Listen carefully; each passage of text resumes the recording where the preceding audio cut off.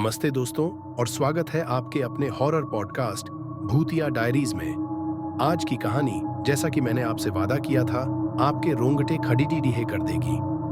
आज हम बात करेंगे एक ऐसी हवेली की जिसके दीवारों में दफन है कुछ ऐसे राज जो शायद ही कभी सामने आ पाए। तैयार हो जाइए क्योंकि आज रात आप सोने से पहले एक बार जरूर सोचेंगे।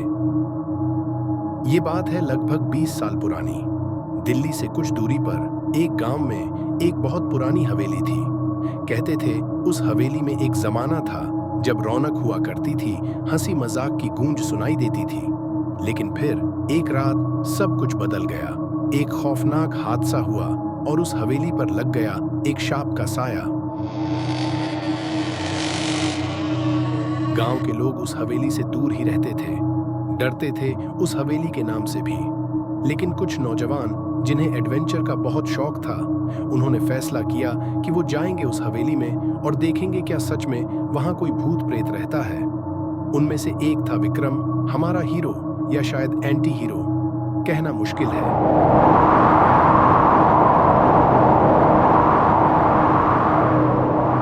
विक्रम और उसके दोस्त एक अंधेरी रात टॉर्च और कैमरा लेकर पहुंचे उस हवेली में। हवेली बिल्कुल वीरान पट्टी थी। दीवारों पर काई जमी हुई थी और खिड़कियां टूटी हुई थी।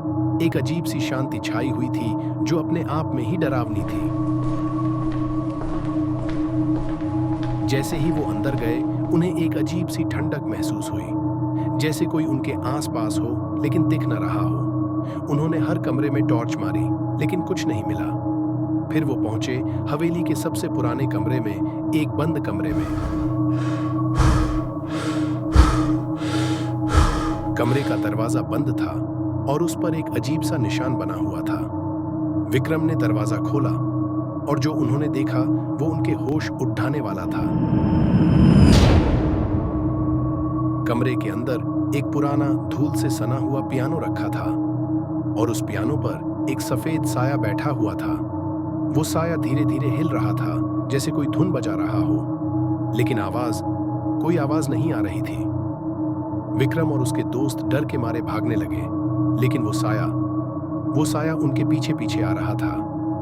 हवा में एक ठंडी लहर सी महसूस हो रही थी, जैसे कोई उनके कानों में कुछ फुसफुसा रहा हो।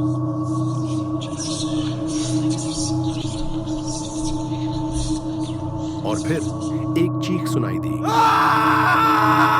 विक्रम के एक दोस्त की। वो गायब हो गया था, जैसे हवा में घुल गया हो। विक्रम और बाकी दोस्त और भी डर गए।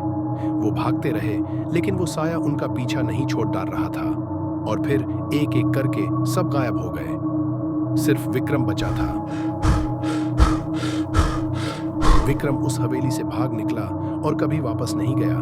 लेकिन आज भी जब वो रात को सोता है, उसे वो साया दिखता है, पियानो बजाता हुआ बिना आवाज के।